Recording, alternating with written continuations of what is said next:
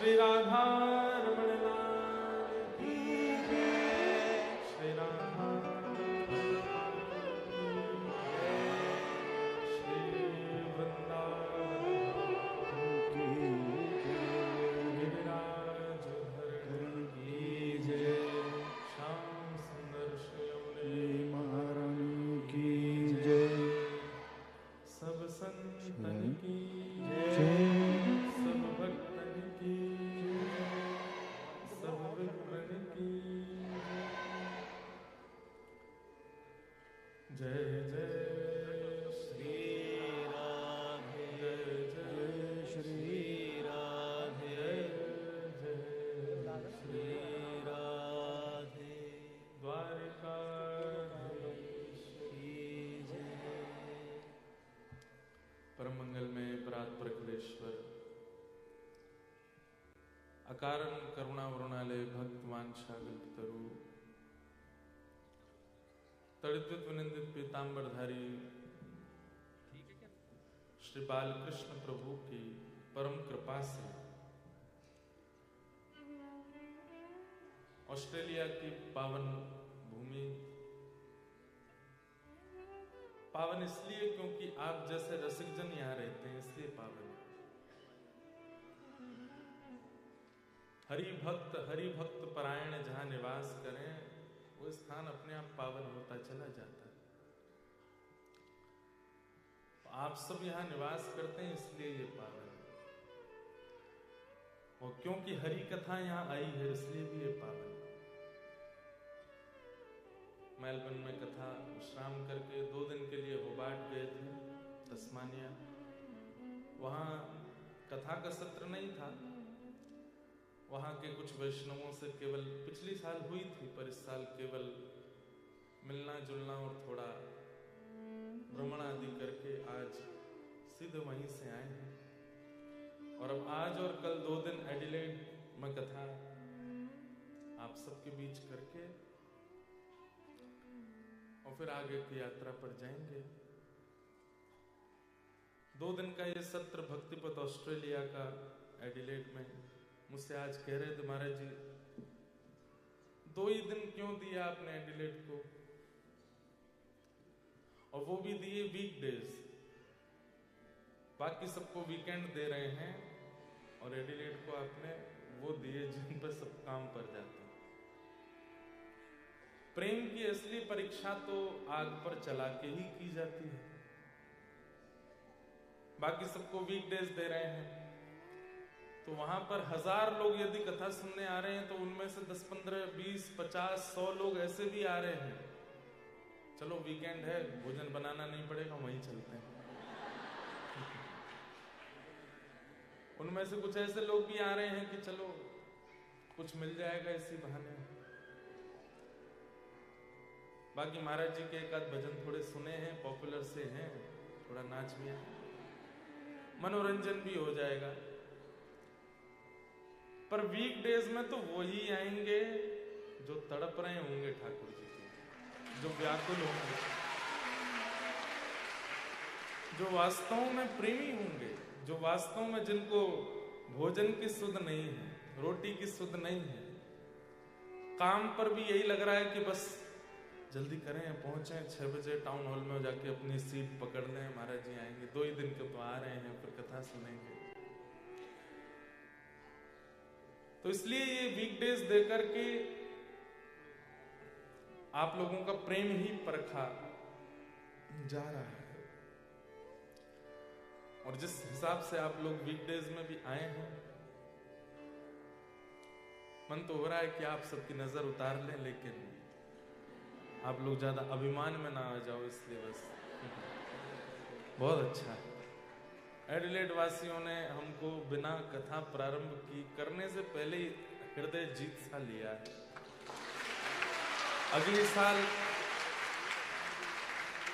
अगली साल और कड़ी परीक्षा लेंगे आपके।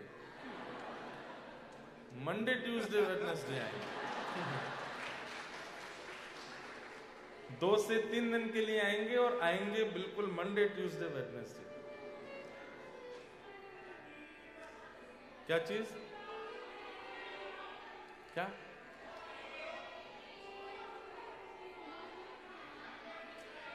अरे एक बोलो क्या 5 days Monday to Friday Monday to Friday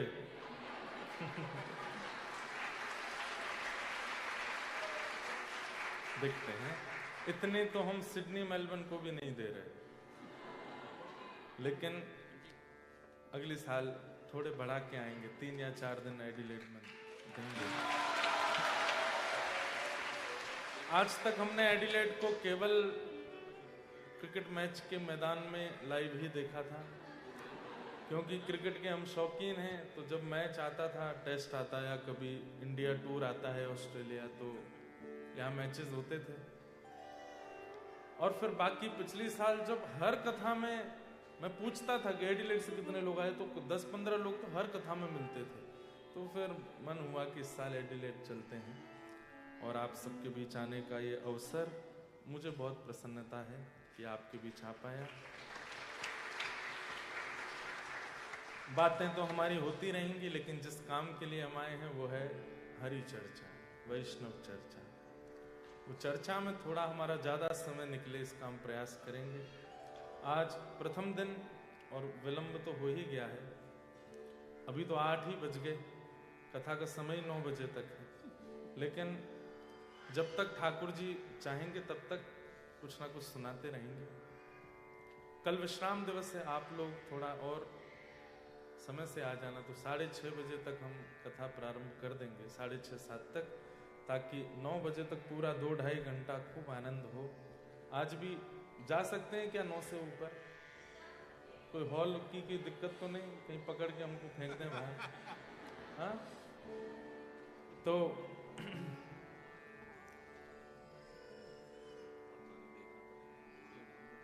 Hari कृपा है कि हम यहाँ हरि चर्चा श्रवण के लिए आए। मेलबर्न में अभी 3 दिन तक भक्त चरित्र, कुछ भक्त भाव। अच्छा, एक बात निश्चित है कि ठाकुर जी का अपना कोई चरित्र नहीं है, भक्तों से ही ठाकुर जी का चरित्र बनता है। आप कहोगे कृष्ण लीला, तो कृष्ण लीला में नंद यशोदा कौन है? भले ही ठाकुर जी के पिता माँ का भाव है, लेकिन है तो भक्त ही। मधुमंगल श्रीदामा कौन है? तंसुका मनसुका कौन है? अष्टसखियां कौन है? ललिता विशाखा कौन है? गिरिराज जी कौन है? ये सब भक्त ही तो हैं। ये हैं, इसलिए ठाकुर जी का चरित्र बनता है। अपना अगर कह दिया जाए अकेले ठाकुर जी का कोई चरित्र हो जाए, अकेले ठाकुर जी का कोई चरित्र नहीं। अर्जुन के कारण ठाकुर जी का चरित्र है, सुदामा के कारण ठाकुर जी का चरित्र है, उद्धव जी के कारण ठाकुर जी का चरित्र है। तो भक्तों से ही भक्तों से ही भगवत प्रकट होते हैं। तो उन्हीं भावों से हम लोग चर्चा सब जगह कर रहे हैं। कपिल देवूति संवाद है श्रीमद् भागवत में, और वहां भगवान ने अपने 4 प्रकार के गुण वाले भक्तों के बारे में बताया है। इसी विषय को लेकर के हम 2 दिन यहां चर्चा करेंगे। और आपके मन में अगर कोई प्रश्न हो, संशय हो, तो आप पूछ सकते हैं, लेकिन कथा के बीच में नहीं। कल हमारे आने से पहले आप यहाँ लिख के स्टेज पर पहुंचा दीजिएगा अपने प्रश्न भगवत संबंधी होने चाहिए, भक्ति मार्ग संबंधी होने चाहिए, भक्ति पथिक भाव से होने चाहिए, कोई संसारी उसमें ना हो बातें। ऐसे प्रश्न आप कर लीजिएगा, तो हम कथा में आते ही पहले आपके उत्तर देंगे, फिर उसके बाद कथा प्रारंभ करेंगे। और प्रश्नों की संख्या बहुत ज्यादा होगी, तो कुछ मुख्य प्रश्न चुन करके उन पर उत्तर देके फिर कथा आगे करेंगे। कपिल देवूति संवाद, जहां पर देवभूति माता को भगवान कपिल, 24 अवतारों में एक अवतार भगवान का कपिल अवतार, कपिल भगवान ने विशेष रूप से सांख्य शास्त्र का निरूपण किया, जिसको हम दर्शन शास्त्र, फिलॉसफी कहते हैं। भगवान कपिल से ही वो प्रकट हुई है। तब भगवान 4 प्रकार के अपने भक्तों के विषय में बताते हैं, तामस, राजस, सात्विक और निर्गुण। इन चारों भावों को सुनकर के आप लोग आकलन कीजिए कि क्या ये गुण मुझ में तो नहीं, और इन चारों में कौन प्रिय कौन अप्रिय, यह भी ठाकुर जी ने बताया। मुझे कौन से प्रिय है और कौन से अप्रिय है। तो सबसे पहला भगवान यहां वर्णन कर रहे हैं, सब लोग बहुत ध्यान से सुनिए। भक्ति योगो वह विधो मार्गेर्भामिनि भाव्यते स्वभाव गुण मार्गेण पुंसां भावो विविद्यते। हे मां, अपनी मैया को प्रवचन कर रहे हैं। पूरा कपिल विभूति संवाद तो नहीं सुनाऊंगा मैं, लेकिन बस ये समझ लीजिए कि अनेक प्रयास और तप करने के बाद भगवान पुत्र रूप में प्रकट हुए देवभूति माता के। और मैया ने, अच्छा ये बीच बीच में ये बहुत सुंदर हारमोनी चलती रहेगी बच्चों की, आप इसके सहित कथा सुनिएगा। कहीं से चीखने की आएगी, कहीं से चिल्लाने की, कहीं से रोने की, तो ये तो स्वाभाविक है। तो ये इसके बीच में आप डिस्ट्रैक्ट मत होना, मैं भी नहीं होऊंगा। और ऐसा करना नहीं कि कल से आप आओ बच्चों को नहीं लाओ, बच्चों को तो जरूर लाना है, लेके आइए। पर बीच बीच में जब लगे कि बहुत ज्यादा ही हो रही है, हारमोनी की आवाज बहुत तेज हो रही है, तो थोड़ा उसको जो है सुला आइए या बाहर थोड़ा घुमा लाइए। क्योंकि इतना गंभीर प्रसंग कहेंगे, कुछ भाव, क्योंकि कई भाव प्रकट होते हैं और वो अगर उसमें विक्षेप ना हो, बस बच्चों को लाइएगा जरूर। लेकिन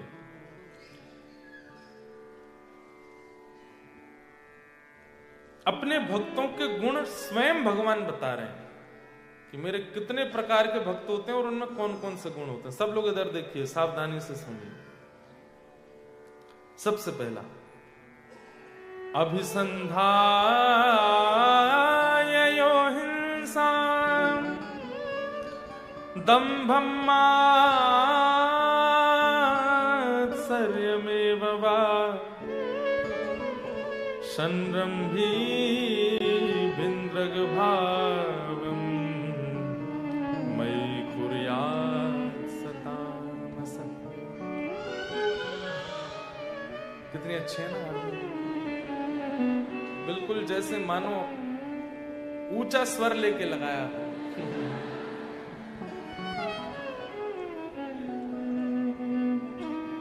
सबसे पहला भगवान बता रहे हैं तामस, मेरे तामसी भक्त का स्वभाव कैसा होता है। अभिसंदाय यो हिंसाम, ये करते तो मेरी भक्ति है, आते तो मेरे मंदिर में हैं, मेरा भजन भी करते हैं, नाम भी करते हैं, कथा भी सुनते हैं, उपासना भी करते हैं, लेकिन इनकी तामसिकता खत्म नहीं होती। मतलब कथा भी सुनेंगे, मंदिर भी जाएंगे, नाम जप भी करेंगे, पर खाने की बारी आ जाए तो प्याज भी खा जाएंगे, लहसुन भी खा जाएंगे, कभी कभी तो मांस तक भी खा जाएंगे, छोड़ नहीं सकते। पीने की बारी आ जाए तो चलो सोडा आदि तो कोई बात नहीं, लेकिन वो भी पी लेते हैं जो नहीं पीना चाहिए। मतलब भजन भी करते हैं और सारे संसार के काम भी करते हैं। ठाकुर जी कहते हैं ये तामसी भक्त है। मां ने धीमे से पूछा, आपको पसंद है? ठाकुर जी ने कोई उत्तर नहीं दिया, प्रिय नहीं है। और हां या ना अगर ना बोला जाए, कुछ आपने पूछा और सामने वाला व्यक्ति अगर मौन हो जाए तो उत्तर मतलब ना ही है। ठाकुर जी कहते हैं ये मुझे प्रिय नहीं। क्यों? इनका स्वभाव तामसी है। पता चल जाए कि एडिलेट में कथा हो रही है तो पूरी योजना बनाएंगे, हम सुनने जाएंगे, हाँ पूरे परिवार सहित जाएंगे, ठीक है, 2 दिन कथा भी सुनेंगे, नवरात्रि में 9 दिन पूरी देवी जी की चौकी बैठाएंगे, और वो श्रावण का महीना आएगा रोज शंकर जी पर जल चढ़ाने जाएंगे। लेकिन जब सामान्य दिनों की बात आती है तो खाने में भी कोई कसर नहीं, पीने में भी कोई कसर नहीं, और हम केवल खाने पीने तक ना रहे, स्वभाव में भी छल भी करते हैं, कपट भी करते हैं, दंभ भी करते हैं, दूसरों का बुरा भी करते हैं, निंदा भी करते हैं, सब काम करने में ये रुचि रखते हैं। मतलब एक प्रकार से संसारी जीव है, पर उसमें एक गुण है, क्या? वो कथा भी सुनते हैं। जैसे रावण सारे गलत काम करता है, लेकिन उसका एक गुण आ जाता है, क्या? महादेव की उपासना भी करता है। नित्य महादेव का अभिषेक भी करता है, त्रिपुंड भी लगाता है, संस्कृत का विद्वान होने की वजह से रोज नए नए स्तुतियों की रचना भी करता है तो भक्त। यस्यास्त्रे द्राट द्राट डुट डुट ममलम टम टटम टम टटम टम डम शम डुडम शम डुहि डुहि चकितम भूपके भूपनालम तैलम तैलम तु तैलम खुकु खुकु खुकु ख्वांग खुखांग ख्वांग खुखांग ख्वांग ध्यायन्ते यस्य गान्ते वचसित सकलम पातु नो चंद्रचूड़। अब सुन करके क्या लगा, कितनी अद्भुत स्तुति है, शंकर जी का श्लोक है। रचनाकार कौन है? दशानन रावण। तो जो लोग उस समय में ये स्तुतियां सुनते थे, जटाट विज्वल प्रवाह पादित स्थले गले वलंबितम भुजंग तुंगमालिकम, जब ये स्तुतियां सुनते थे तो लोगों के मन में एक इच्छा प्रकट होती, कौन है ये, किसने लिखी है? बोले रावण। अच्छा, लेकिन जब पता चला असलियत का तो भजन भी करता है, महादेव की उपासना भी करता है, जल भी चढ़ाता है, नित्य कैलाश दर्शन करने जाता है महादेव का। लेकिन ना तो व्यवहार में परिवर्तन, ना स्वभाव में परिवर्तन, ना भोजन पानी में परिवर्तन, ना अपनी क्रिया में परिवर्तन। ये तामसी भक्त है। और तामसी भक्त का क्या गति होती है? नाश। जो भगवान गीता में कहते हैं नमे भक्त्या प्रणश्यति, मैं अपने भक्त का पतन नहीं होने देता, तामसी भक्तों के साथ ये चीज लागू नहीं होती, इनका पतन होता है। ये नाम गाते हैं, भजन करते हैं, तो भी इनका पतन होता है। बहुत ध्यान से सुनिए सब लोग, क्योंकि आप ऐसे देश में रहते हैं जहां तामसिक बनने में बहुत सरलता है, जहां तामसी बनना बहुत इजी है। ये भोग देश है, यहां भोग भोगना बहुत आसान है। आंखों की इच्छा, कानों की इच्छा, हाथों की इच्छा, पैरों की इच्छा, जीव की इच्छा, त्वचा की इच्छा पूरी करने में यहां बहुत प्रयत्न नहीं करना पड़ता, बहुत जल्दी पूरी हो जाती है। इसलिए यहां सावधान। मैं कभी कभी मेरे मन में आता है कि भारत में रहने वाले व्यक्ति को इतने परिश्रम की आवश्यकता नहीं है, पर यहां रहने वाले व्यक्ति की तो कठोर परीक्षा होती है। क्यों? उसके सामने भोग वस्तु खुले में रखी है, भोग लो। लेकिन यहां रह करके कि भी यदि किसी ने अपने ऊपर संयम कर लिया तो शायद भारत में भजन करने वाले से पहले ठाकुर जी मिल जाएंगे उसको। तो तुमने भोग देश में रह करके भी, अब भारत में भी वैसे कोई कमी तो रह नहीं गई है, सब कुछ हो रहा है वहां भी, और इतना खतरनाक हो रहा है कि समझ नहीं आ रहा क्या हो रहा है। तो तामसी भक्त का भगवान लक्षण बताते हुए कह रहे हैं, इनके अंदर हिंसा की भावना रहती है। मतलब विशेष रूप से आगे वाले नीचे वाले, ऊपर तो मेरी आंखें कम जा रही है, आप लोग तो यहीं देखते रहो, हिलना भी नहीं, हाँ सुनते रहो। 2 ही दिन है आपके पास, इसलिए गवाना नहीं। इनके अंदर हिंसा की भावना रहती है। भजन करने से, कथा सुनने से, नियम करने से, नाम करने से व्यक्ति का स्वभाव बदलना चाहिए, लेकिन इनके मन में हिंसा की भावना रहती ही रहती है। जरा सी कोई बात हो जाए तो ये लड़ने पर आतुर हो जाते हैं और अपने आप को भक्त कहते हैं। माथे पर तिलक लगाते हैं, कंठी माला रखते हैं, एकादशी का व्रत करते हैं, और जैसे ही कोई माहौल हुआ लड़ाई झगड़े वाला तो तुरंत लड़ने भी लगते हैं। ठाकुर जी कहते हैं तामसी भक्त।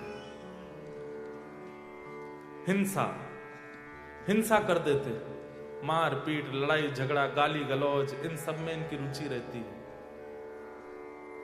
हिंसा। कितने 2 लक्षण सुन लिए। तीसरा लक्षण क्या है? दंभ। इनके अंदर थोड़ा सा पाखंड भी होता है। पाखंड कैसा? माला इसलिए नहीं कर रहे हैं कि सब मुझे ठाकुर जी मिले, माला इसलिए कर रहे हैं कि सबको दिखे कि मैं माला करता हूं, मेरे पास माला रहती है। कंठी इसलिए नहीं पहन रहे हैं कि मेरा वैष्णव आभूषण है, कंठी इसलिए पहन रहे हैं कि सबको पता चले कि देखो मेरे गले में कंठी माला है, मैं वृंदावन से संबंध रखता हूं। इसलिए गले में पहनते हैं। कथा में इसलिए नहीं आए कि हम परिवर्तन करना है। पता चल गया है कि मेरे फ्रेंड ग्रुप के बहुत लोग जा रहे हैं, उन सबको बताना भी तो है कि मैं भी कथा सुनता हूं।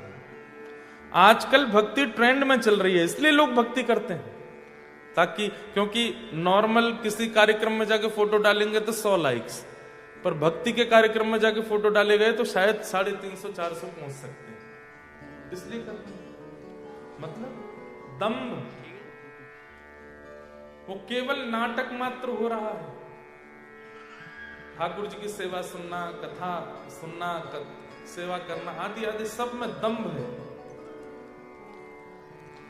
5वां लक्षण कितने हो गए? 1 2 3 4। चौथा लक्षण क्या है? मात्सर्य दोष। मात्सर्य दोष का मतलब क्या होता है? ईर्ष्या।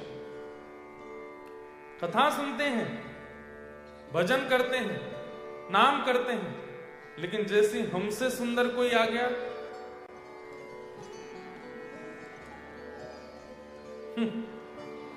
इतना पाउडर लगा के आया मुंह पे, ऐसा बन के आया, ईर्ष्या। कथा सुनते हैं, भजन करते हैं, कीर्तन करते हैं, लेकिन कोई हमसे ज्यादा बढ़िया वाली गाड़ी में आ जाए, सब पता मुझे रेंट पे ले रखी है, उस दिन का रेंट बस दिखा, शो ऑफ कर रहा है सब जगह, ईर्ष्या।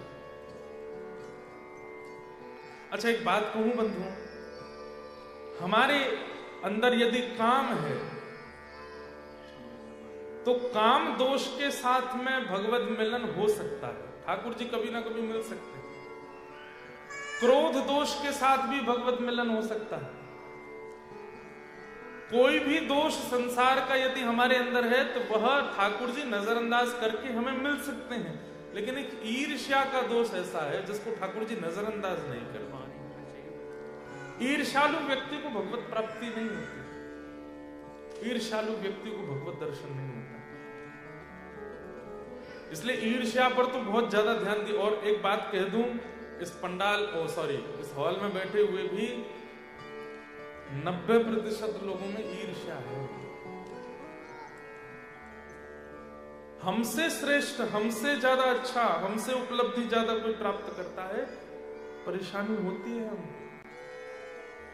और ये एक ऐसा दोष है, अगर ये दोष किसी व्यक्ति के अंदर आ रहा है बार बार, तो इसका मतलब क्या है? अभी संसार से छुट्टी नहीं मिलने वाली, अभी बहुत जन्म लेने पड़ेंगे उसको। लेकिन दुनिया का कोई व्यक्ति कितनी भी बड़ी उपलब्धि प्राप्त कर ले, आपसे आगे निकल जाए, आपको दबा के निकल जाए, लेकिन तब भी आपके चित्त में उसके प्रति ईर्ष्या नहीं आती है, तो ये समझ लेना ये अंतिम जन्म है, बस खत्म खेल। अब इसके बाद दुनिया में आना नहीं पड़ेगा, पुनर्जन्म नहीं। ईर्ष्या की मात्रा कितनी है यह भी बताती है कि संसार में अभी आपका कितना भाव बाकी है। ईर्ष्या किसको होती है? आत्मा को होती है, हमारे चित्त को होती है, हमारे मन को होती है। इसका मतलब अभी उसको और यश चाहिए संसार में, उसको और धन चाहिए, उसको और सुंदरता चाहिए, उसको और ज्यादा ख्याति चाहिए, उसको और ज्यादा उपलब्धियां चाहिए, जन्म होगा उसका। लेकिन कोई व्यक्ति शांत हो जाए, प्रशांत हो जाए, कोई कुछ भी करे, उसके चित्त को ईर्ष्या नहीं होती। ठाकुर जी और उपलब्धि दीजिए, और आगे बढ़ाइए, सबको और सुंदर बनाइए, और श्रेष्ठ करिए, ऐसी भावना यदि किसी की है तो ये उसका अंतिम जन्म मानिए। अच्छा एक जगह मैं कहीं किन्हीं महापुरुष से सुन रहा था कि संसार में जितने भी गुण हैं, संसार में जितने भी गुण हैं, यदि वो गुण किसी व्यक्ति में एक साथ दिखने लग जाए, सरलता, सौम्यता, निष्कपटता, निश्चलता, समझ जाना चाहिए उसका अंतिम जन्म।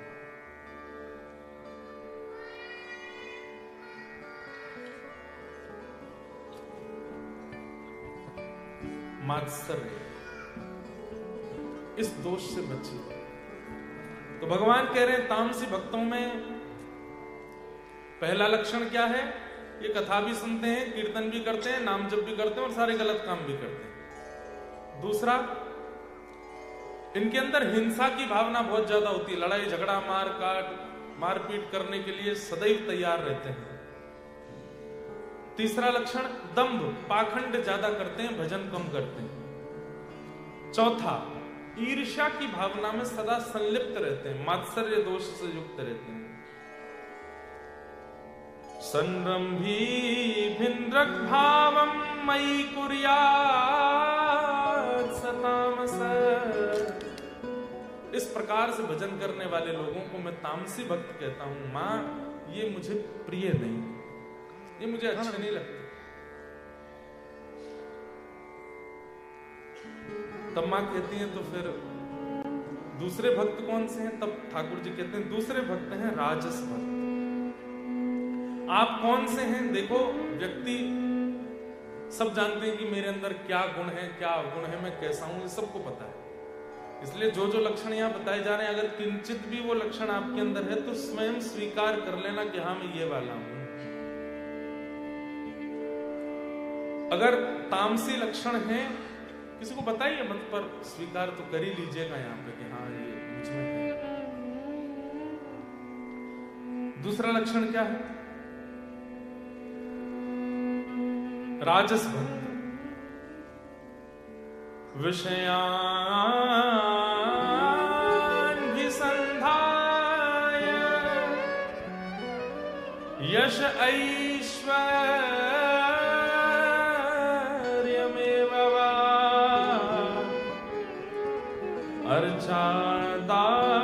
अर्चादावर्चयद्युमा पृथक भावस राजस। राजस भक्त के लक्षण क्या है? तब ठाकुर जी कहते हैं ये मेरे पास केवल मांगने ही आते हैं, ये मेरे पास केवल मांगने ही आते हैं। हे ठाकुर जी, मेरा ये काम करवा दी, सोने का छत्र चढ़वाऊंगा। काम जैसे होने लगता है तो बीच में फिर होता, सोने का तो बहुत महंगा हो रहा है, चांदी का करवा। ठाकुर जी को लोभ देते हैं, हे दुर्गा मैया मेरा ये काम करो। वैष्णो देवी पैदल चढ़ के आऊंगा ऊपर। लोभ दे रहे ठाकुर जी को। जैसे कोई राजनेता को लोभ देता है कि हमारे यहाँ का ये काम करवा दीजिए, हम आपका ये काम करवा देंगे, हम आपको ये करवा देंगे, हम आपको वोट दिलवा देंगे। अरे आप ठाकुर जी से डील कर रहे हो। ये राजस भक्त है जो केवल विषय के लिए ठाकुर जी से पार्टनरशिप करने लगता है, बिजनेस पार्टनरशिप हो रही है। हे महादेव, मेलबर्न वाली से मेरा ब्याह करा था, कैसे? उसके अलावा कोई है नहीं इस संसार में जिसके संग में रह सकूं। आप एक मेरा ये काम करा दीजिए। हे महादेव, आप ही कर सकते हैं। हनुमान चालीसा का पाठ कर रहे हैं दिन रात, कैसे भी हमारा ब्याह कर। हनुमान चालीसा कहेंगे, हनुमान जी महाराज कहेंगे मैं स्वयं ब्रह्मचारी हूं भाई। मतलब विषयों के लिए ठाकुर जी की आराधना करने वाला व्यक्ति। अभी आप सब लोग तो ऑस्ट्रेलिया में हैं, कई लोगों के वीजा नहीं होते, कई लोगों के रिजेक्ट हो जाते हैं। तो भारत में ऐसे कई मंदिर हैं, वीजा वाला मंदिर, वहां पर जाके नारियल मान दो, वीजा लग जाता है। एक पंजाब में कोई स्थान है, वहां पर जाके हवाई जहाज का टॉय अर्पित कर दो तो यूएस का वीजा हो जाता है। ठीक है, मैं किसी स्थान की निंदा नहीं कर रहा हूं, लेकिन हम लोग कभी निस्वार्थ क्यों नहीं बन पाते ठाकुर जी के लिए? एक स्वार्थ क्यों बना रहता है चित्त में? तो भगवान कह रहे हैं विषयों के लिए जिसको मेरी याद आती, वैसे मेरे को कभी याद नहीं करता, मेरी कभी उसको स्मृति नहीं होती, मैं हूं भी इस पर भी उसको संशय होता रहता, भगवान कुछ है क्या? लेकिन जैसे ही जीवन में अभाव आता है उसको याद आने लगता है, हे भगवान, हे प्रभु, कहां राम कृष्ण जगन्नाथ, कहां होना? ठाकुर जी कहते क्यों पुकार रहे हो, ये काम मेरा करवा दीजिए। आप लोग कभी विचार नहीं करते क्या भगवान ने इसलिए दुनिया बनाई है कि हम लोगों को जन्म दें और फिर जब हमारे काम अटके तो उनसे काम करवाऊं, उनका भजन करूं।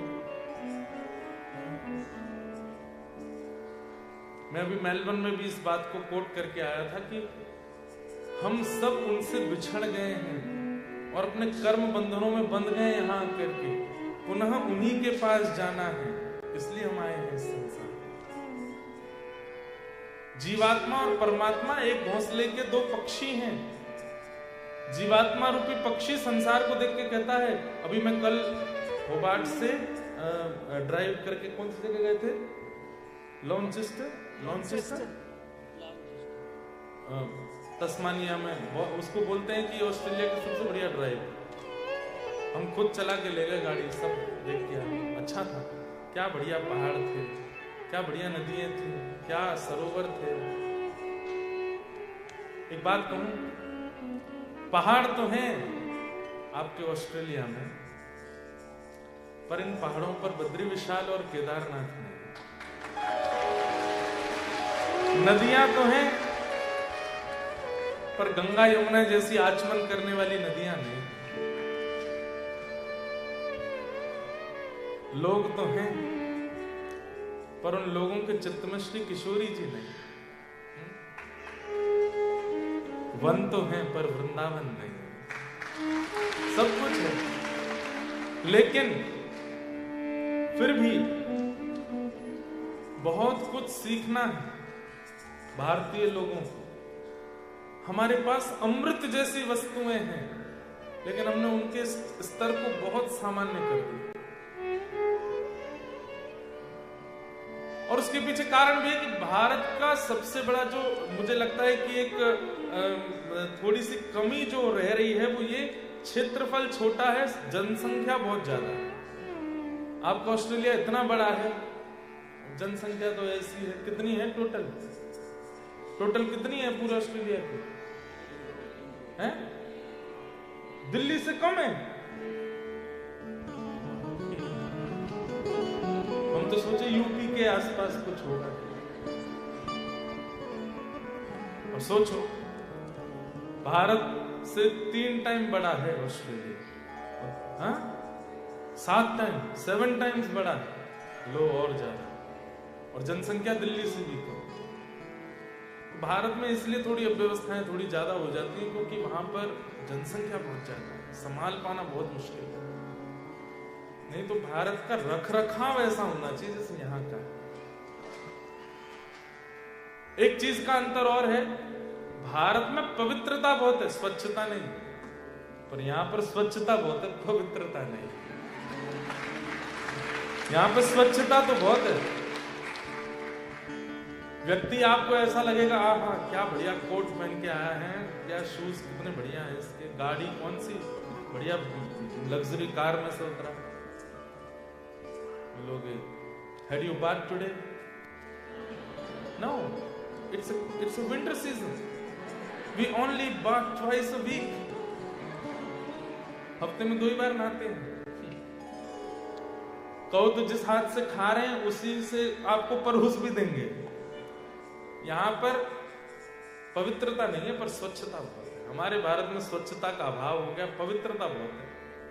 पवित्रता ऐसी कि काशी विश्वनाथ मंदिर जाएंगे, ऊपर हाथ रख के लेके जाएंगे, इसमें गंगा जल, इसमें माला, कोई छुप ना जाए। पवित्रता खूब, स्वच्छता लाने की आवश्यकता है भारत में। गंगा यमुना जी की ऐसी स्थिति कर दी है, कभी कभी हृदय बहुत रोता है।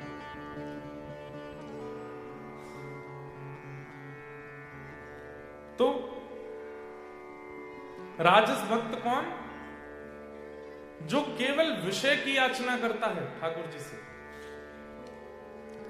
एक बार एक भक्त ने ठाकुर जी की तपस्या की, तपस्या करके भगवान प्रकट हो गए, बोले मांगो क्या चाहिए। तब उसने कहा, मैं जो चाहूं मुझे मिल जाया करे, ऐसा वरदान दे दो। ठाकुर जी बोले, ऐसे वरदान देने बंद कर दिए मैंने, तुम लोग कुछ भी मांग लेते हो, नहीं दूंगा। तो बोले फिर क्या दोगे? बोले कुछ और मांगो। बोले नहीं यार, यही चाहिए, जो मैं चाहूं मुझे मिल जाए। तब ठाकुर जी समझ गए, बोले कलयुगी जीव है, कलयुगी जीव पीछे पड़ा है कि यही वरदान चाहिए, तो चलो दे देते हैं, लेकिन एक बात एक्स्ट्रा बोल देते हैं। क्या? तुम जो चाहोगे तुमको मिल जाएगा, लेकिन पड़ोसी को दुगना मिलेगा। बोला ये तो बात आपकी ठीक नहीं, बोले चाहिए तो लो नहीं तो जाओ। व्यक्ति बोला ठीक है देख लूंगा, दे दीजिए। अब वो जो भी मांगता है, एडिलेड में मेरा घर बन जाए, उसका तो घर बना, पड़ोसी के 2 बन गए, बड़े बड़े बन गए। एक गाड़ी आ जाए मेरे पास, उस पर गाड़ी आ गई, उस पड़ोसी पे 2 आ गए। मेरी बढ़िया वाली जॉब लग जाए, मिलियंस कमाया करूं, अब वो तो मिलियंस की जॉब लगी, पड़ोसी की ट्रिलियंस की लग गई। एक सुंदर सी कन्या से मेरा ब्याह हो जाए, इसके तो 1 हुए, पड़ोसी के 2 ब्याह हो गए। अभी तक तो मांग रहा था, लेकिन अब इसको ईर्ष्या होने लगी। तपस्या की मैंने, वरदान मांगा मैंने, और ये हंसकर के मेरे सामने से निकलता है, जानता नहीं मेरी तपस्या का फल भोग रहा है। रुक जा, जो भी मांगता हूं तुझे दुगना मिलता है ना, अब घाटे की वस्तु मांगूंगा, मुझे 1 घाटा होगा, तुझे दुगना होगा। हे भगवान, मेरे घर के बिल्कुल मेन डोर पर कुआं निकल आवे, उसको तो 1 निकले, पड़ोसी को 2, वो निकल ही नहीं सकता, इतने बड़े कुआं। हंसने लगा, बोले अब आएगा आनंद। हे नाथ, ये 2 आंखें आपने दी, मैं 1 से भी देख सकता हूँ, 1 आंख फूट जाए मेरी 1 फूटेगी, उसकी 2 फूटेगी। ईर्ष्या धीरे धीरे करके मेरा 1 हाथ कट जाए, उसके दोनों कट गए, मेरा 1 पैर कट जाए, ईर्ष्या बस सब खत्म कर दिया। हम लोग ऐसे हैं। इसलिए भैया प्रार्थना, ईर्ष्या है तो भजन करके सबसे पहले ईर्ष्या को दूर कीजिए कि ये दोष मेरे चित्त से जाए, ये दोष मेरे अंदर से निकले। आपसे भी कई लोग ईर्ष्या करते होंगे, भारत में जिनके साथ आप आना चाहते थे वो तो रह गए, वहीं पे आप आ गए, या साथ में आए थे आप, यहाँ सेटल हो गए, उनको वापस जाना पड़ा, तो वो भी आपसे ईर्ष्या करते होंगे। दुनिया करे करने दीजिए, आप मत कीजिए किसी से ईर्ष्या नहीं। ठाकुर जी कह रहे हैं, राजस भक्त विषयान विसंधाय, ये मेरे को केवल विषयों की प्राप्ति के लिए याद करता है। घर बनवा दो, मोटर गाड़ी दे दो, पत्नी ठीक कर दो, बच्चों की पढ़ाई करवा दो, इसके लिए अच्छा वर दिलवा दो, इसके लिए अच्छी पत्नी बता दो, मेरे बच्चों को बीमारी हो गई है ठीक हो जाए, मेरी माता जी बीमार है ये ठीक हो जाए, मैं इतने लड्डू का भोग लगाऊंगा, मैं इतनी परिक्रमा करूंगा। करते हम सब हैं, और दुर्भाग्य की बात मैं कथा में लगभग बोलता हूँ इस बात को, लोग मुझसे ही आके फिर पूछने लगते हैं, महाराज जी उसके लिए क्या करना चाहिए। भाग्य से ज्यादा समय से पहले नहीं मिलेगा। क्यों इतना हम लोग हाथ पैर फेंकते हैं?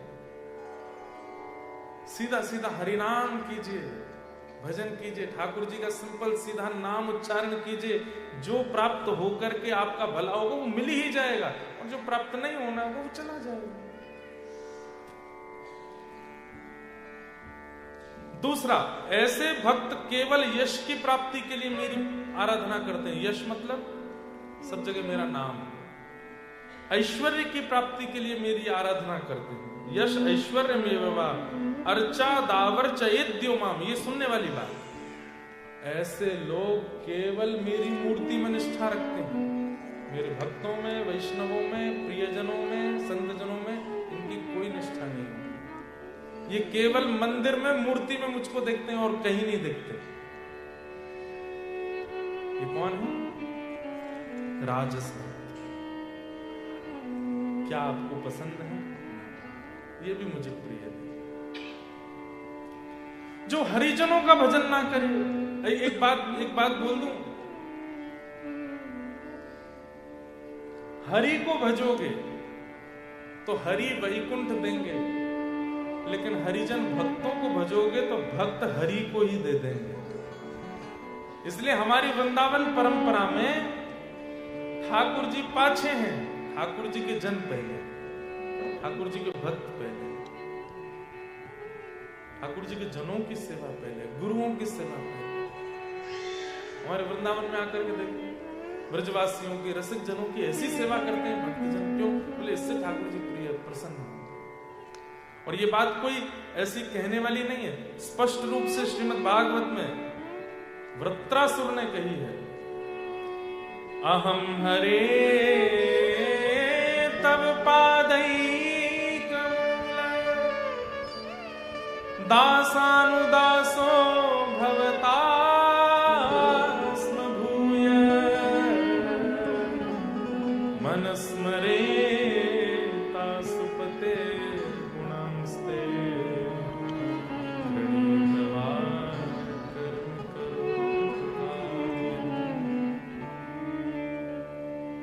हे नाथ मेरे ऊपर एक कृपा कीजिए। भगवान बोले क्या चाहिए वृत्रासुर?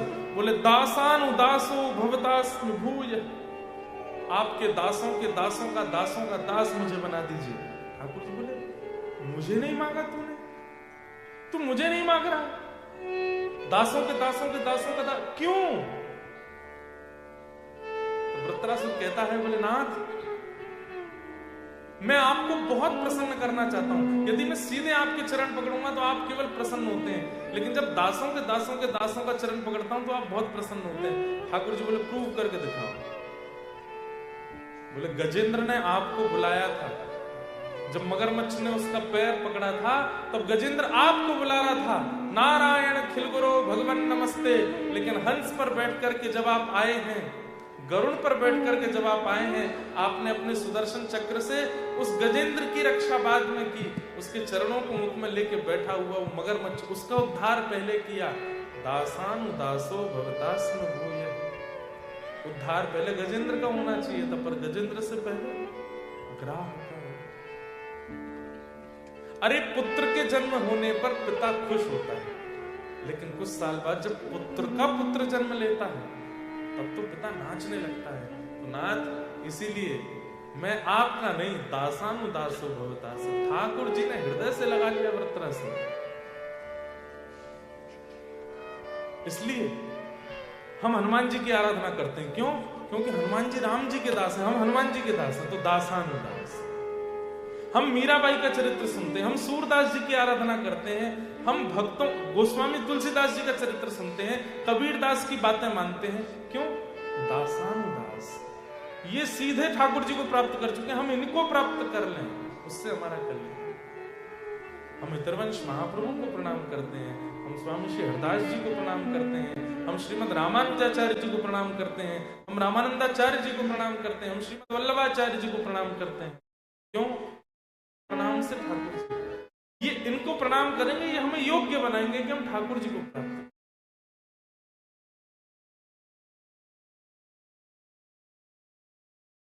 तो जो केवल मेरी अर्चा विग्रह में ही निष्ठा रखते हैं, बाकी मेरे धाम में, नाम में और मेरे भक्तों में बिल्कुल निष्ठा नहीं रखते, ऐसे लक्षणों वाले तामस भक्त हैं, राजस भक्त हैं, ये भी मुझे प्रिय नहीं लगते, प्रिय नहीं, अच्छे नहीं।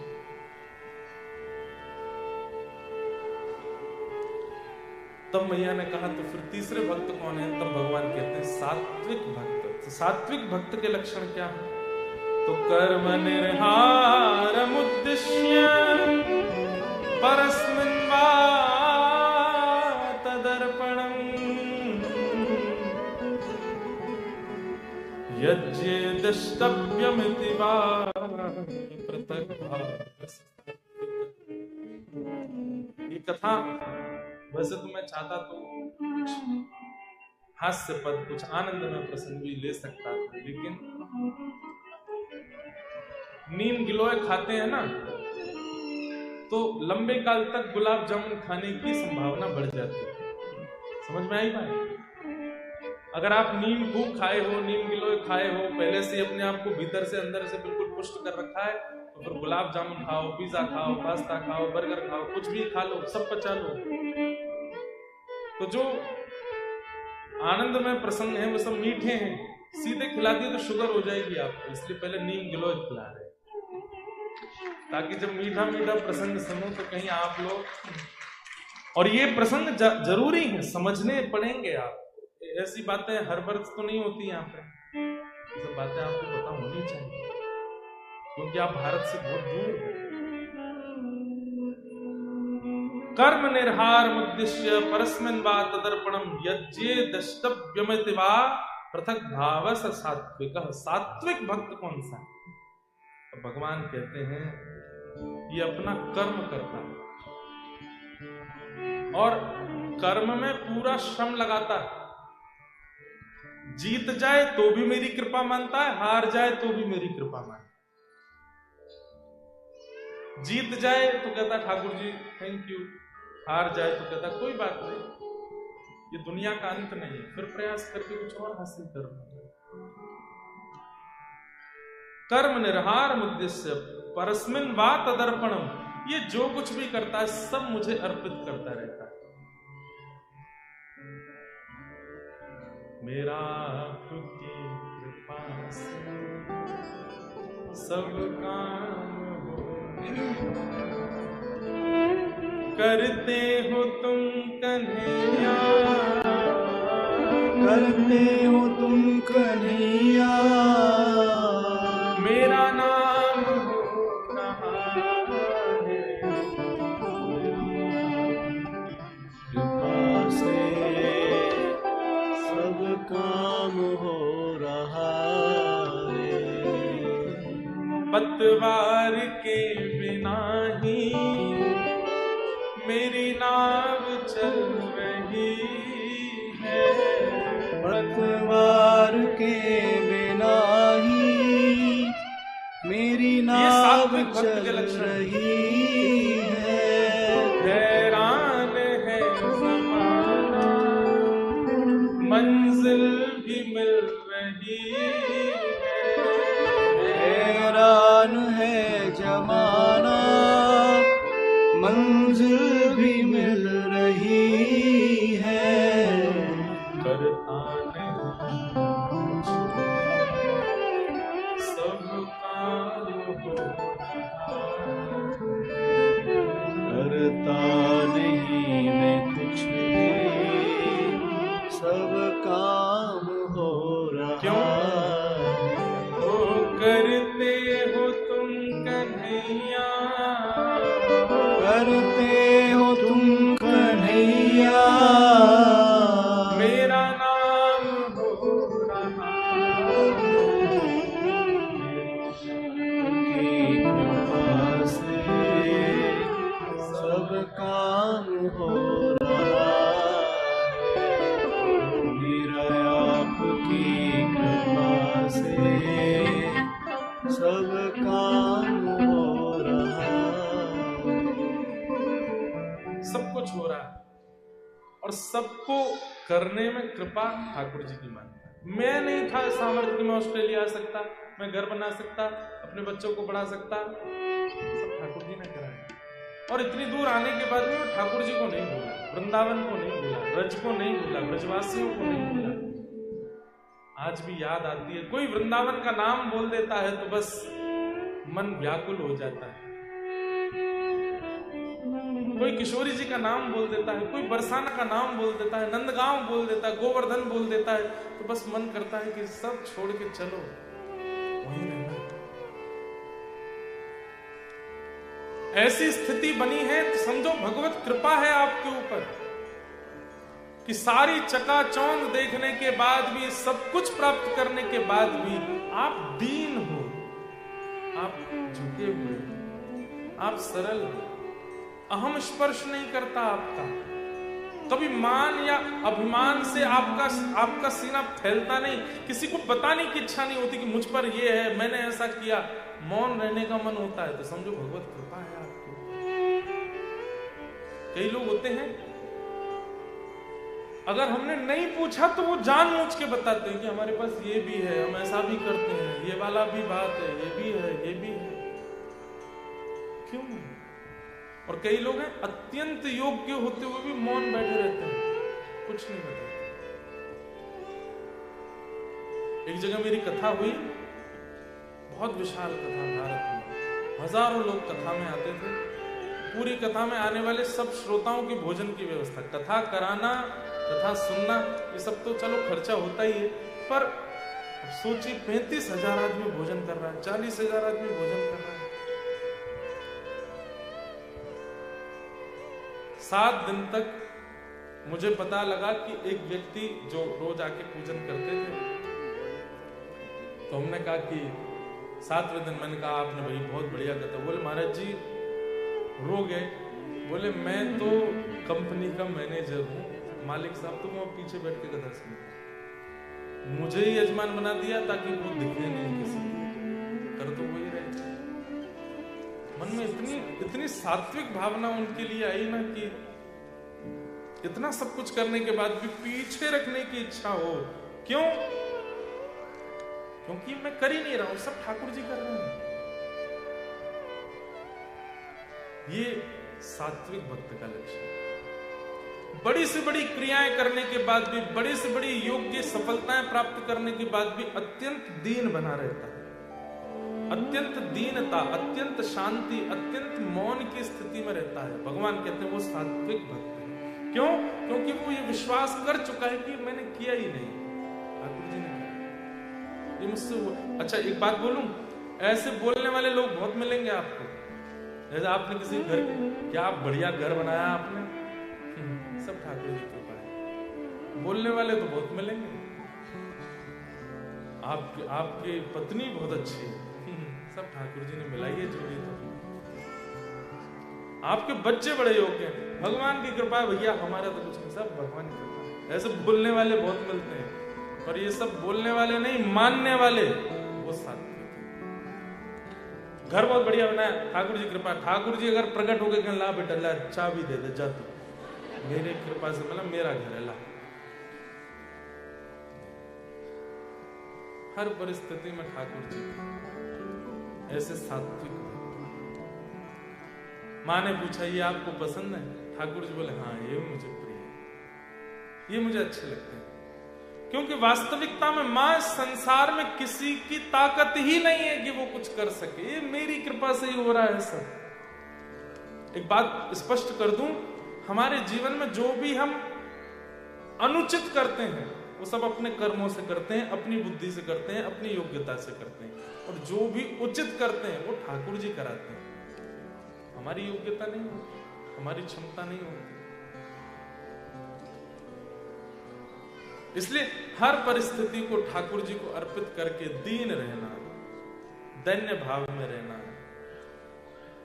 मौन रहना, योग्य होते हुए भी अपने आप को सरल बना लेना, ये सात्विक व्यक्ति का लक्षण है।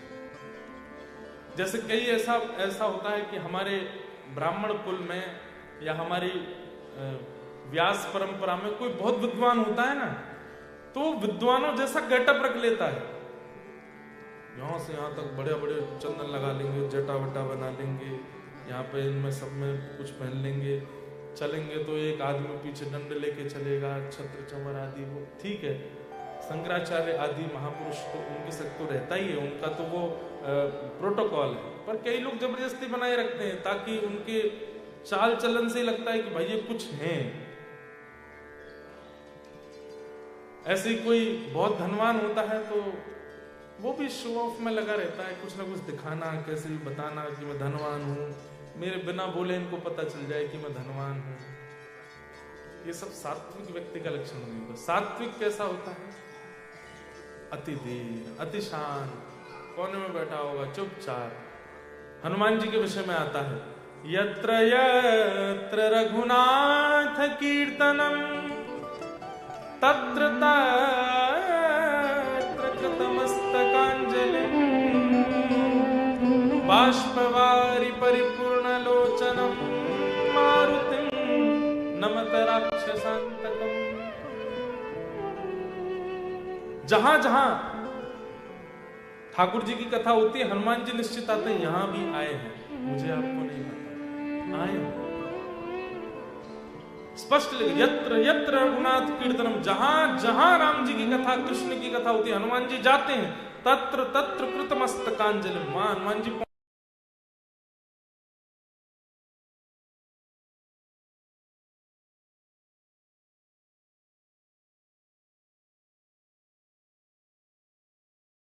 सामान्य से कोई नेता आ जाता है तो उसको लगता है मुझे आगे बैठाया जाए, कुर्सी पे बैठाया जाए, इतना सब कुछ शो। लेकिन हनुमान जी महाराज, चारों युग प्रताप तुम्हारा है, प्रसिद्ध जगत उजियारा, साधु संत के तुम रखवारे, असुर निकंदन नाम तुम्हारे। ऐसे हनुमान जी महाराज कथा में कैसे आते हैं? कोने में बैठते हैं, छुप करके बैठते हैं, चुप बैठते हैं और पूरी कथा में रोते ही रहते हैं। भक्तिमती मीरा भाई धनवान है, योग्य है, सर्वगुण संपन्न है, लेकिन कभी किसी कीर्तन में जाती हैं तो पीछे जाकर के बैठ जाती हैं और ऐसे करताल लेकर के बैठती हैं कि उनको देख के कोई कह ना सके कि एक राजघरानी की कन्या है। सरलता, दीनता, सहजता, ये सब चित्त में आने लग जाए, समझो भगवत कृपा आपके ऊपर बनी हुई है।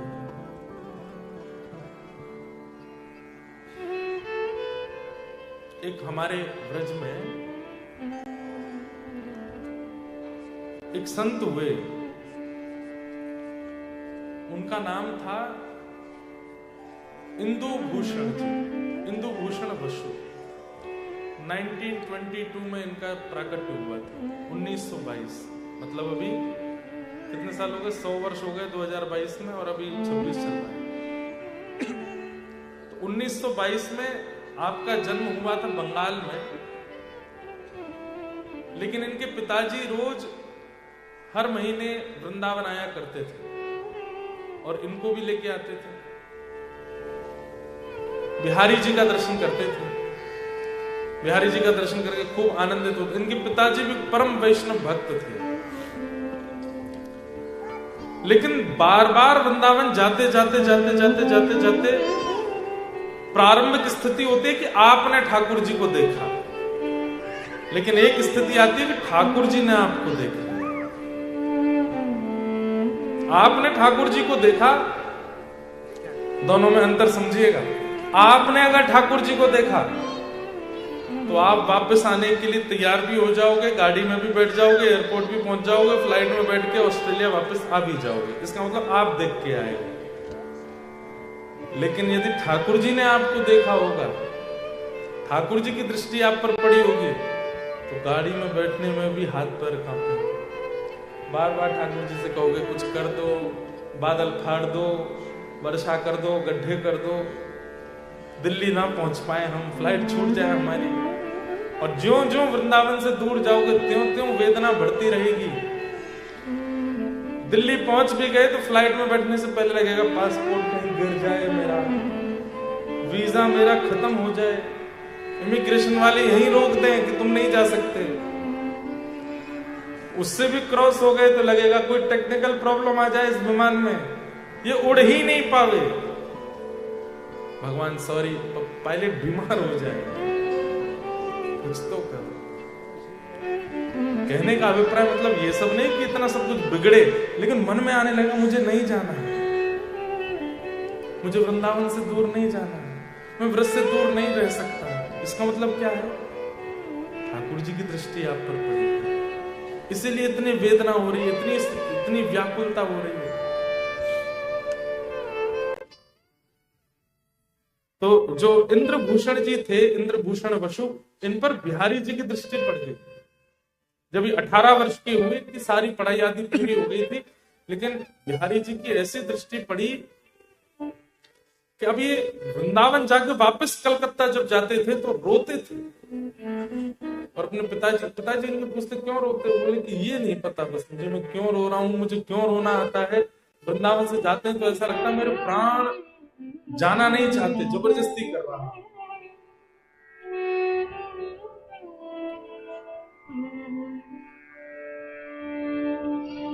वृंदावन अद्भुत है।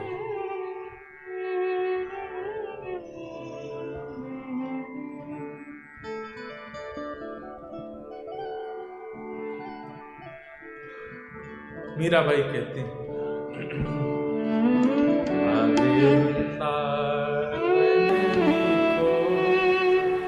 आली माने, आली मतलब सखी, गाना मीराबाई के साथ।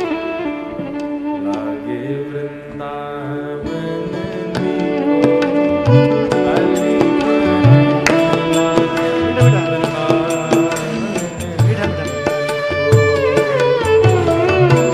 नीको मतलब सुंदर,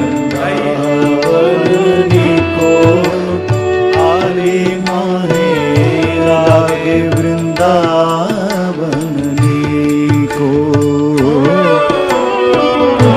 लागे वृंदावन नीको, आली माने लागे वृंदावन नीको,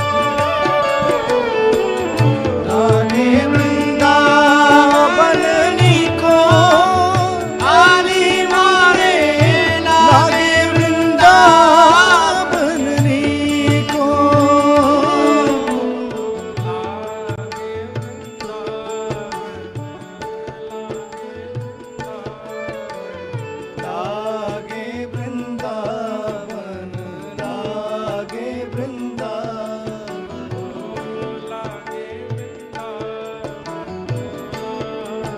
व्यक्त करने का एक तरीका है।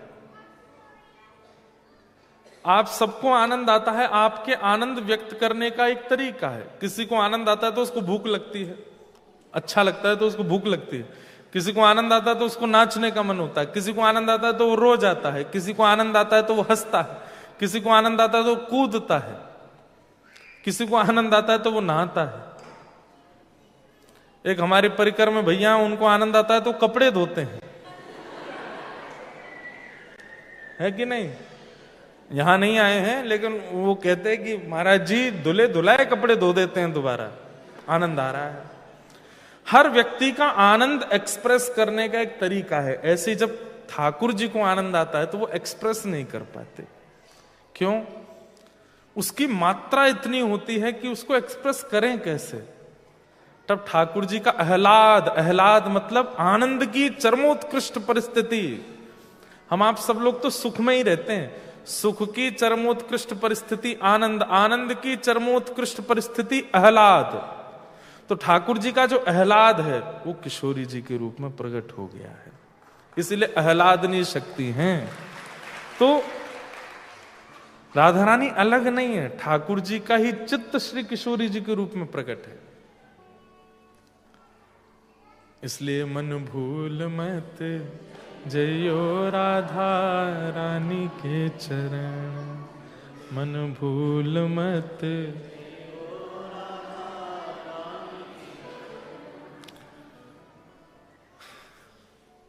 तो हम जिनका चरित्र सुना रहे थे,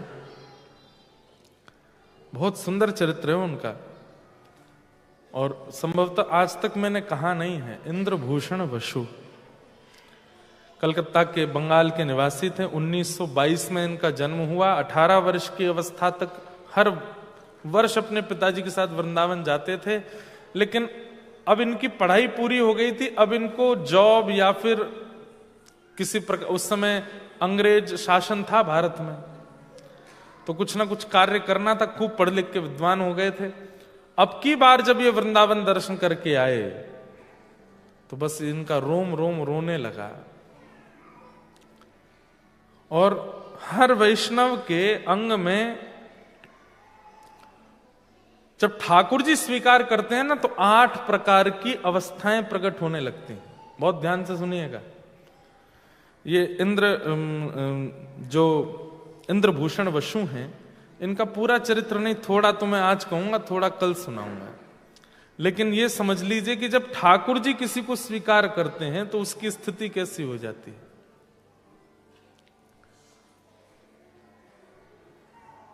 अष्ट सात्विक भाव प्रकट होने लगते हैं।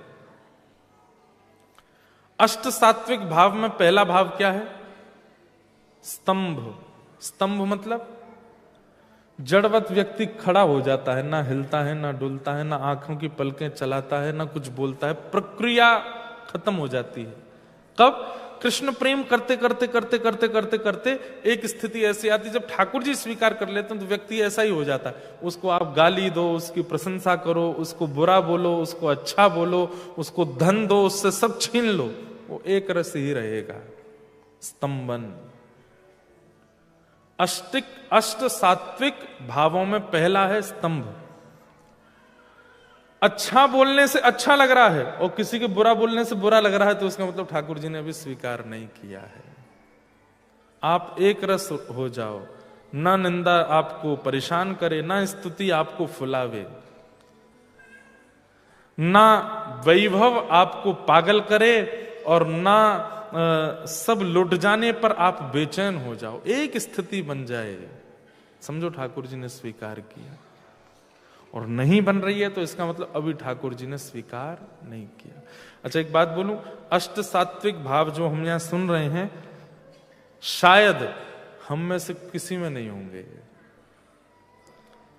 कुछ कह नहीं सकते, एक आध में हो भी सकते हैं। मैंने मेलबर्न में भी एक में 2-4 तो देखे थे।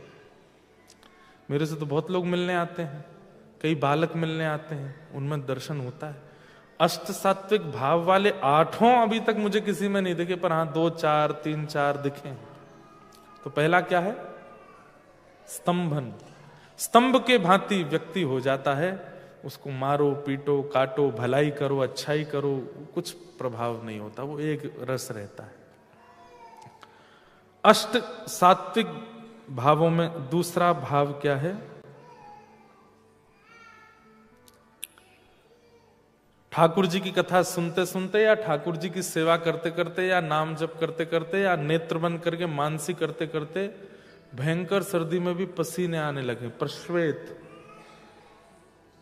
प्रश्वेत होने लगे।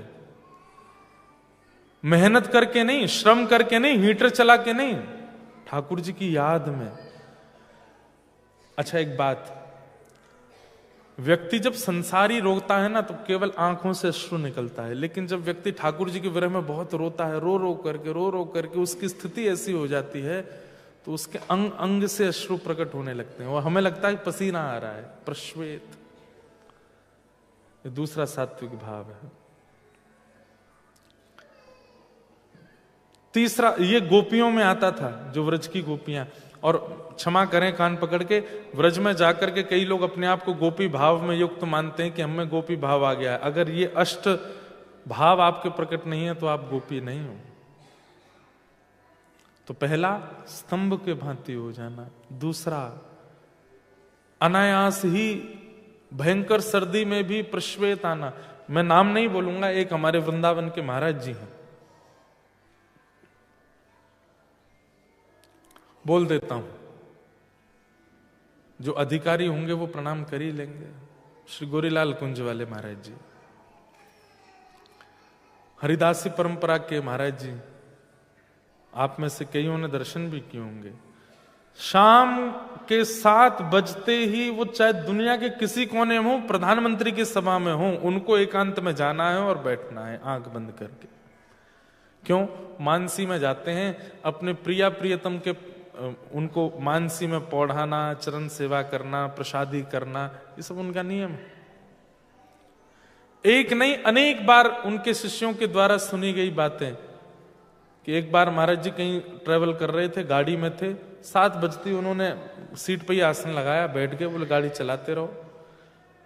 बोले ग्वालियर के आसपास कहीं पहुंचे थे महाराज जी, भयंकर एक्सीडेंट हुआ गाड़ी का, ड्राइवर को चोट आ गई, पीछे वाले को चोट आ गई, महाराज जी भी गाड़ी के अंदर दब गए, सब लोग बाहर निकल के आ गए और महाराज जी तब भी समाधिस्थ ही बैठे थे। बोले जैसे तैसे हमने उनको बाहर निकाला, बाहर निकलने के उनका समय है इतनी देर, वो 1-1.25 घंटे रहते ही हैं ध्यान में आज भी। मानसी उसको बोलते हैं, मानसी में सेवा में रहते हैं। मानसी के बाद जब आंख खुली तो बोले क्या हुआ? अभी की बात है ये, तो कुछ साल पहले देखे तो गाड़ी बिल्कुल चूर पड़ी है, सबके चोट लगी है, सब कोई रो रहे हैं, किसी के छाती में दर्द, किसी के पैर में। महाराज जी तो मानसी में थे। हमारे यहां दिसंबर जनवरी में सर्दी पड़ती है, दिसंबर जनवरी में पसीने आते हुए देखा है, नेत्र बंद करके मानसी में रहते हैं। और सबसे बड़ी प्रेमी की एक और बात बताऊं, प्रेमी जब रुदन करता है ना तो उसके आंसू यहां से नहीं आते, उसके आंसू यहां से निकलते हैं, कोने से। अब इसमें भी एक अंतर है, वो भी अष्ट जो सात्विक भाव है उसमें एक ये भी है, आगे बताऊंगा। तो पहला है स्तंभ, दूसरा है श्वेत, तीसरा है पुलक। पुलक मतलब रोना। आंखों के इधर के भाव से यदि अश्रु आ रहे हैं, यहां से अश्रु यदि प्रकट हो रहे हैं इधर से, तो इसका मतलब है असली आंसू नहीं है। अब कोई रोवे तो उसे आंख में झांक के देख ले। असली आंसू मतलब वो बस रो रहा है पर इतना भावुक है नहीं। आंख के बीच से आंसू आवे तो उसका मतलब विरह है, और आंख के कोने से आंसू आवे तो समझो प्रेम में डूब चुका है, प्रेम में रो रहा है। पुलक। तो अष्ट सात्विक भावों में तीसरा भाव क्या है? पुलक, रोना। रुरुदु स्वस्वरम राजन कृष्ण दर्शन लालसा। व्रज की गोपियां रोती हैं, पुलक। चौथा है स्वर भेद। बोलना चाहेगा लेकिन शब्द निकलेगा नहीं, बोलना चाहेगा लेकिन इतना रुकेगा, इतना उसका कंठ जो है वो अवरुद्ध हो जाएगा कि वो स्पष्ट बोल ही नहीं पाएगा। मीराबाई का एक पद है, पतियां मैं कैसे लिखूं, लिखी ही न जाए, पतियां मैं कैसे लिखूं, लिखी। किसी ने मीराबाई को कहा कि तुझे वृंदावन की बहुत याद आती है, बोले हाँ, तू पत्र लिखा कर और वृंदावन जाने वाले किसी भी व्यक्ति के हाथ पहुंचवा दिया कर। तो मीराबाई ने 2-4 बार प्रयास किया। उस संत ने फिर पूछा, तूने पत्र लिखा? तब मीराबाई ये पद गाती हैं और क्या भावना प्रकट कर रही है, सुनिए जरा। मतलब प्योरिटी जिसको कहते हैं ना, प्रेम में स्वच्छता, ये आपको यहां दिखेगी। इस संसार में जिसको स्वच्छ प्रेम कहते हैं वो प्रेम है, स्वार्थ है वो तो। पतियां मैं कैसे लिखूं, लिखी ही न जाए, पतियां मैं कैसे। क्यों? कलम धरत मेरो कर कांपत है, कलम धरत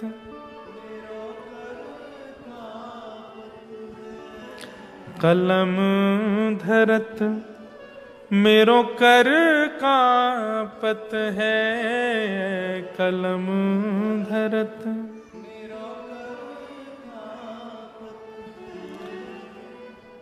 मैं कैसे लिखूं पत्र, क्योंकि जब लिखने बैठती हूं तो मेरे हाथ बहुत कांपते हैं, और जैसे तैसे मैं दूसरे हाथ से पकड़ के लिख भी लेती हूं तो नैन रहे हैं झराए, ओ नैन रहे हैं। इतने आंसू निकलते हैं, इतने आंसू निकलते कि जो लिखा सब मिट जाता है। पतियां मैं कैसे लिखूं, लिखी ही न जाए, पतियां मैं कैसे लिखूं। प्रेम के सारे लक्षण दिखेंगे आपको। क्या कह रही हैं बाई साहब? बात कहूं तो कहत न आवे, बात कहूं। क्यों? जियरा रयो है डराए, हो जियरा।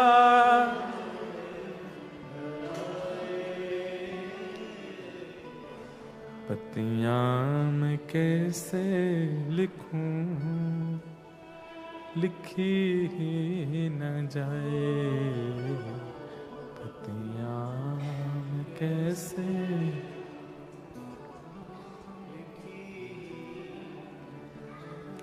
विपत हमारी, अरे मैं ना लिख सकती हूं, ना बोल सकती हूं, ना कुछ कह सकती हूं। बोले तो मेरी स्थिति देख लीजिए और आप वृंदावन जाके बिहारी जी से बता देना मीरा की ऐसी स्थिति है। विपत हमारी देख तुम चाले, विपत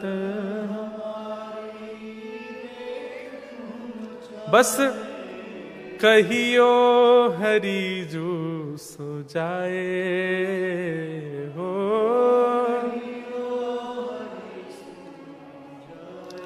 हरि को जाके बता देना मीरा की स्थिति क्या है। खा नहीं पाती, पी नहीं पाती, सो नहीं पाती, पूरे दिन रोती रहती है। अरे उस पर कृपा कर दो। मीरा के प्रभु गिरधर नागर, मीरा के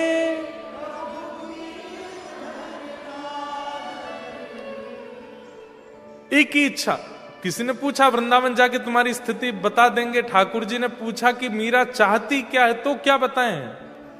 बोले मीरा के प्रभु गिरधर नागर, मीरा के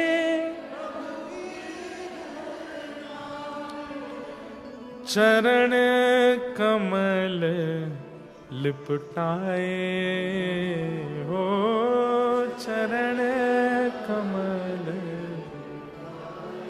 बस और कुछ नहीं चाहिए, कह देना कि वो अपने चरण में स्थान दे दे।